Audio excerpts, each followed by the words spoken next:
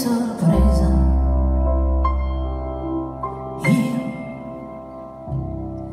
Io vivo di accenti, di presentimenti, profumi che sento nell'aria, e vivo di stancini, modi profondi, fugaci momenti di gloria, e nel silenzio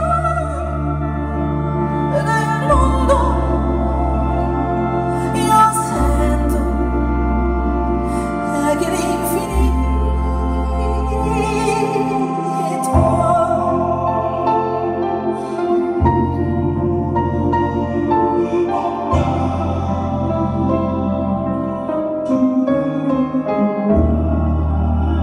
restami accanto nel tempo. Non c'è più bella cosa che ci unisca, nella fortuna o nelle tempeste del destino. Restami accanto per sempre.